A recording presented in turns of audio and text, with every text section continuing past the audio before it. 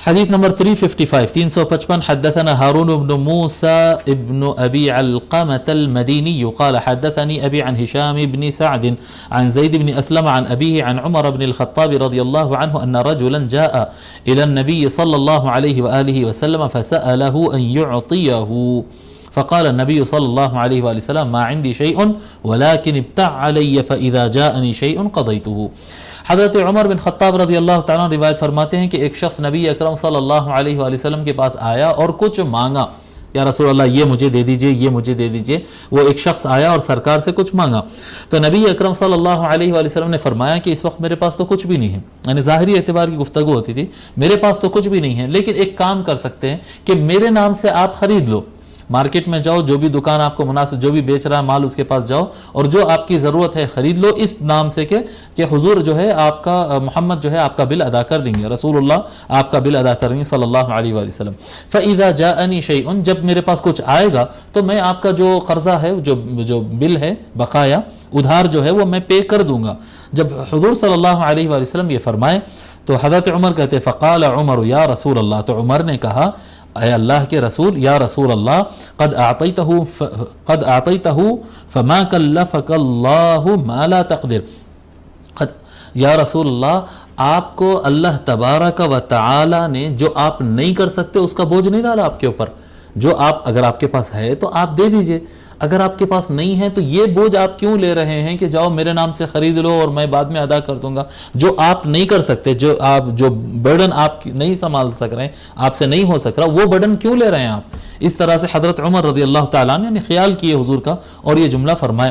فَكَرِهَ النَّبِيُّ صلی اللہ علیہ وآلہ وسلم قول عمر، تو حضور صلی اللہ علیہ وآلہ وسلم کو حضرت عمر رضی اللہ عنہ کی بات بالکل پسند نہیں آئی، پسند نہیں کیا. حضور صلی اللہ علیہ وسلم حضرت عمر جو ہے یہ اتنا بار کیوں لے رہے ہیں آپ جو نہیں کر سکتے، آپ اس کو اپنے اوپر کیوں لے رہے ہیں جی. اللہ تعالیٰ نے آپ پر اتنا بوجھ نہیں ڈالا جو آپ نہیں کر سکتے.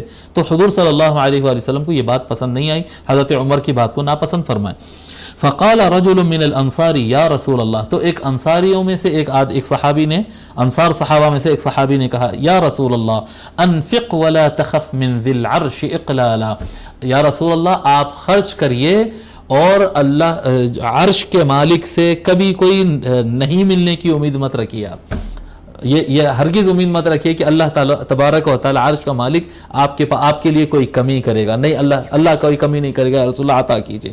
انفق ولا تخف من ذی العرش اقلالا، بڑا یعنی فصیح اور بڑا جمع ہوا جملہ ہے. اس کو میں اردو میں تعبیر صحیح دے نہیں پا رہا ہوں جیسا اس کی عربی میں قوت ہے. انفق ولا تخف من ذی العرش اقلالا، خرچ کریے اور اس بات سے مت ڈریے کہ اللہ تبارک و تعالیٰ آپ کو کوئی کمی کرے گا، عرش کا مالک آپ کو کوئی کمی کرے. فتبسم رسول اللہ صلی اللہ علیہ وآلہ وسلم وعرف فی وجہہ البشر لقول الانصاری، تو حضور صلی اللہ علیہ وآلہ وسلم مسکرا دیے. یہ انصاری کی یہ بات کو سن کر مسکرا دیے اور اتنا مسکرائے کہ سب لوگ کو نظر آ رہا تھا کہ آقا صلی اللہ علیہ وسلم بہت خوش ہے. وعرف فی وجہہ البشر، سرکار کے چہرے میں خوشی نظر آ رہی تھی. لقول الانصاری، انصاری کے یہ قول کی وجہ سے، یہ جو جملہ کہا کہ مت ڈریے اور خرچ کریے اور مت ڈریے، عرش کا مالک آپ کو کوئی کمی نہیں کرے گا جی، کوئی کمی نہیں کرے گا. یہ جملے سے اتنا خوش ہوئے حضور صلی اللہ علیہ وسلم. ثم قال بهذا امرت، پھر حضور صلی اللہ علیہ وسلم فرمائے کہ ہاں اسی طرح کا مجھے حکم عطا کیا، مجھے حکم دیا گیا، مجھے اسی طرح کا حکم دیا گیا ہے کہ میں سخاوت کرتا ہی رہوں اور میں کبھی فکر نہ کروں جی. اسی طرح کا مجھے حکم دیا گیا. یہ یعنی توکل کے اعلیٰ مراتب ہے. ایک عام آدمی، متوسط کمائی والا یا کمزور ایمان والا، ایک ابتدائی مسلم اس طرح سے کام نہ کرے جی. اور اسپیشلی جو کمانے والے، جو نہیں کماتے ہیں، وہ لوگ تو اس کو بالکل اس کی طرف نہ دیکھیں کہ والد صاحب یا بڑے بھائی وغیرہ کما رہے ہیں اور ہم بول رہے ہیں کہ سرکار ایسے سخی تھے بلکہ سخاوت کر رہے ہیں. نہیں نہیں، جو کماتا ہے، جس کی خود کی محنت ہو، وہ اس بارے میں سوچے. وہ بھی ایک درجہ آتا ہے، ایمان کا ایک لیول آتا ہے. اس کے بعد یہ چیزیں ہوتی ہیں اور یہ اولیاء اللہ کی صفت رہی ہے. یہ حضور اکرم صلی اللہ علیہ وآلہ وسلم کا فیض ان کو ملتا تھا اور یہ اولیاء اللہ کے اندر یہ وصف ہوا کرتا تھا، ہوتا ہے.